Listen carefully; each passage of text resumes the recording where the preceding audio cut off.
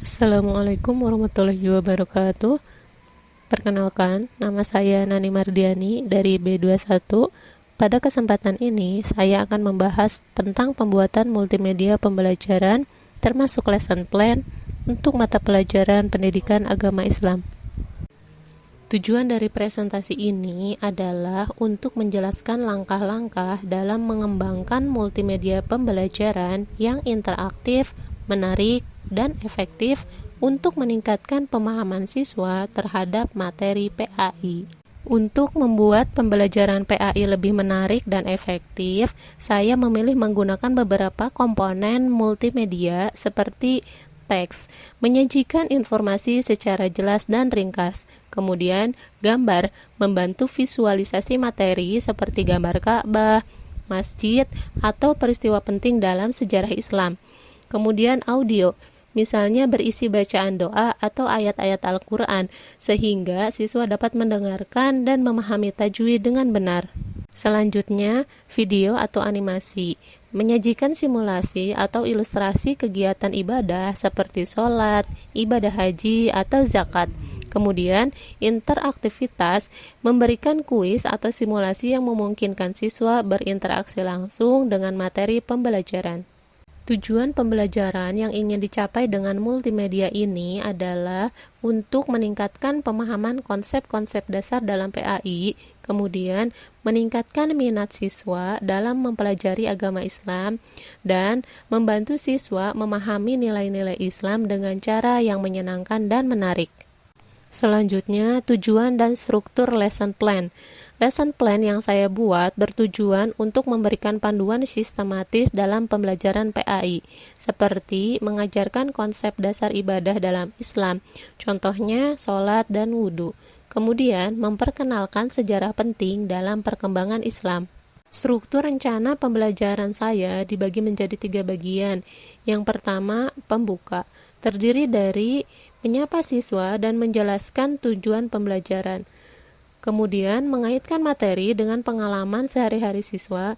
Selanjutnya, memotivasi siswa untuk belajar melalui multimedia.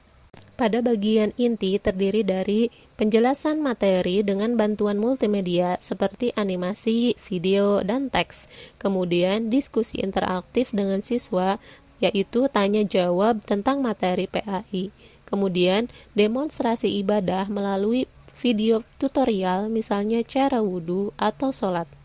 Kemudian, pada bagian penutup terdiri dari menyimpulkan pembelajaran pada hari itu, kemudian memberikan tugas atau kuis interaktif menggunakan multimedia, selanjutnya memberikan kesempatan bagi siswa untuk bertanya.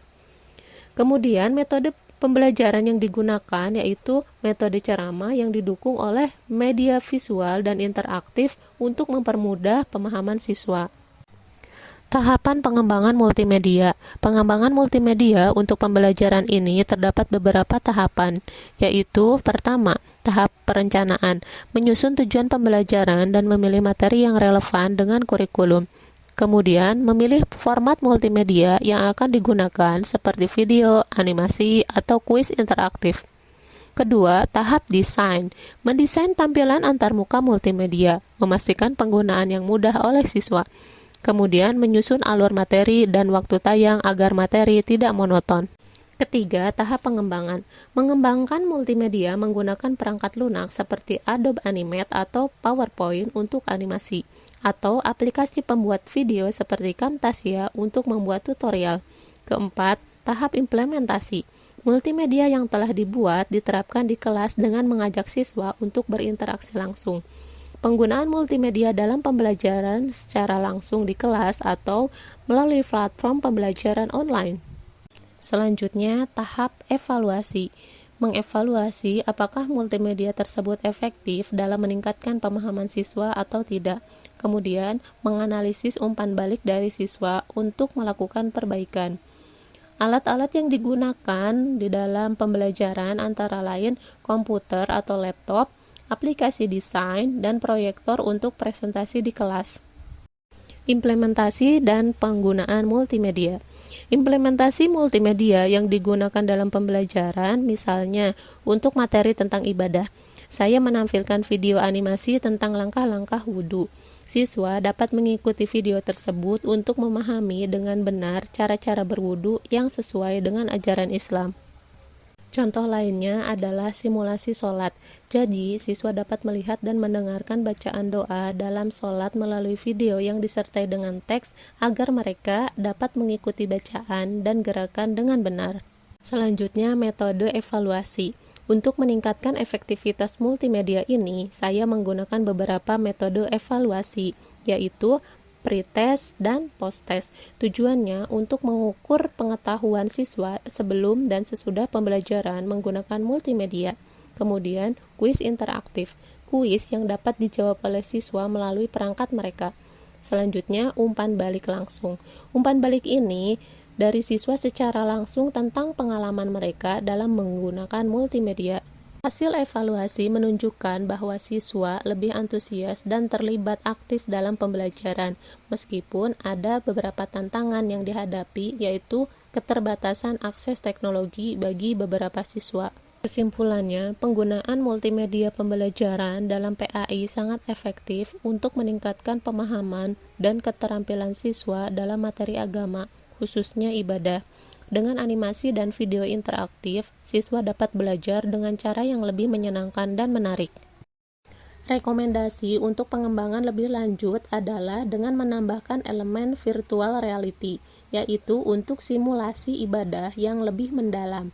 Selain itu, penting untuk selalu mengevaluasi dan memperbarui konten multimedia agar tetap relevan dengan perkembangan teknologi dan kebutuhan siswa. Demikianlah presentasi saya mengenai pembuatan multimedia pembelajaran untuk pendidikan agama Islam. Terima kasih atas perhatian semuanya. Saya sangat menghargai setiap masukan, kritik, dan saran yang bisa memperbaiki konten ini. Jika ada pertanyaan atau hal yang ingin didiskusikan lebih lanjut, saya dengan senang hati akan menjawabnya. Sekian, dan semoga materi ini bermanfaat bagi kita semua. Wassalamualaikum warahmatullahi wabarakatuh.